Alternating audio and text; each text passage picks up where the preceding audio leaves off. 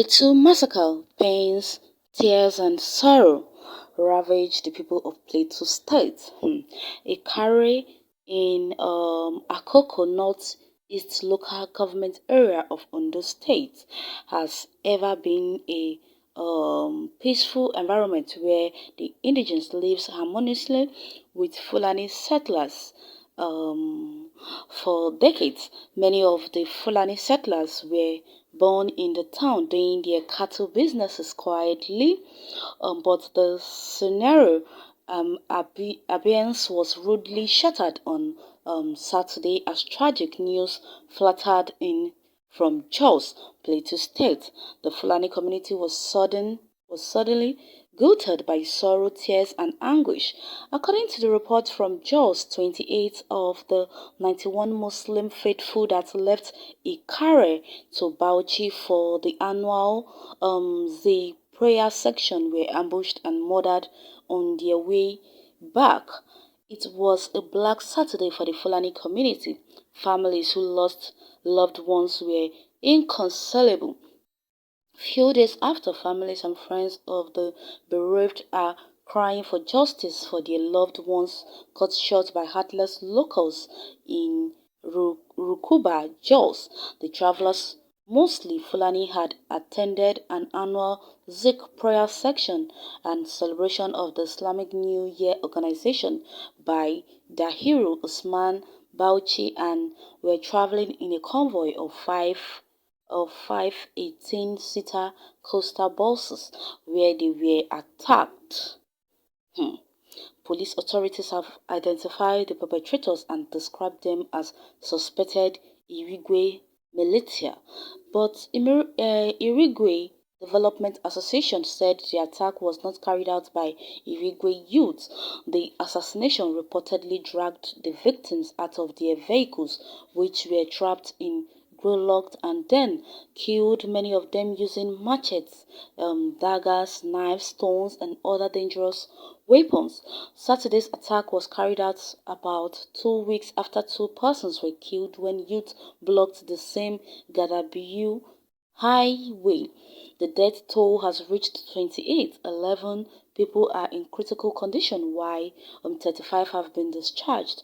Still missing are 13 people as at Monday night. PM News correspondents who visited the town met with Hausa Fulani leaders, family and relatives of victims who are asking the government of Plateau State to fish out the perpetrators of the attack. The family members are also asking the Plateau State government to return the survivors who are currently receiving treatment in the hospital. And speaking with PM News, the Sariki Hausa of Akoko land, Alhaji Muhammad Halidu, described the incident as unfortunate and uncalled for. According to him, the victims were law-abiding citizens of Nigerians who were returning from Bauchi State after attending an annual Zikr prayer and celebration of the New Year Islamic calendar held at the Dahiru Usman Bauchi Mosque in the state. The incident is a sad and unfortunate one. They were returning from Bauchi State after attending an annual Zakir there, and that is how they got every year for the they go every year for the prayer. They went with 5 18-seater coaster buses, but only one bus was not touched. The reports we heard was that it was Christian group that attacked them, and this is not even a fight. They were coming from a prayer and they killed them. We don't have first-hand information, but what we were told, we heard about 23 are dead, all vehicles burnt down, but we are here waiting for those that made it alive to return, since those who died have been buried in Islamic way. These are peace-loving citizens. They were attacked and some of the are killed. This is very unfortunate. We are calling on Ondo State and Plateau State government to take necessary action and make sure those who are alive are returned safely to Ikare, he said.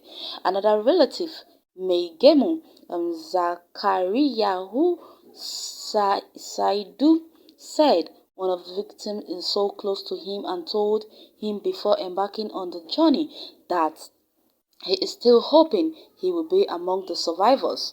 He is like my son, and that is how they got to Bauchi. They go to Bauchi every year before this unfortunate incident, and we are hoping that those who are not dead will be back soon. We were not there, and we don't know the condition of those alive.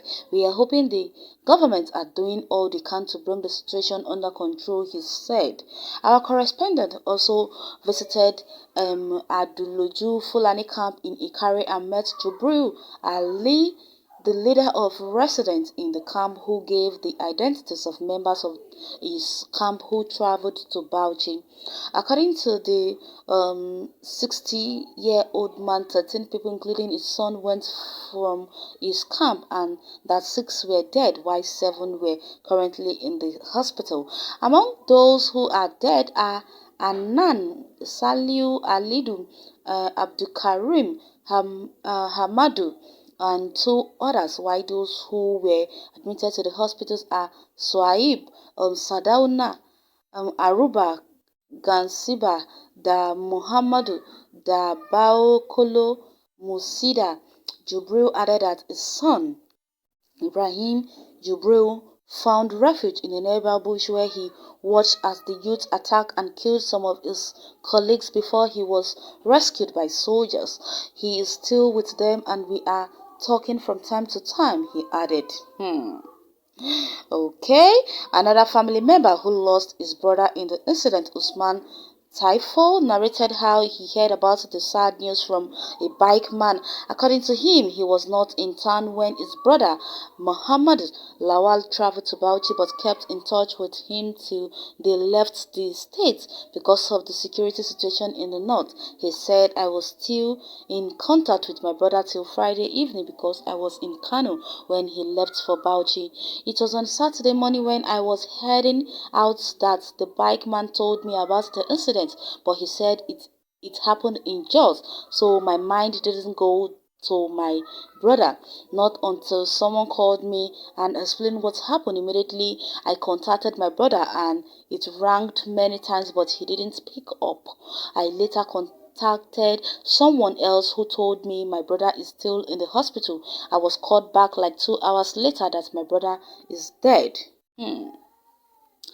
We are peace-loving and law-abiding citizens. My brother was a peaceful, loving man and a family man. He has 2 wives and small children. I don't know what next to do, he said.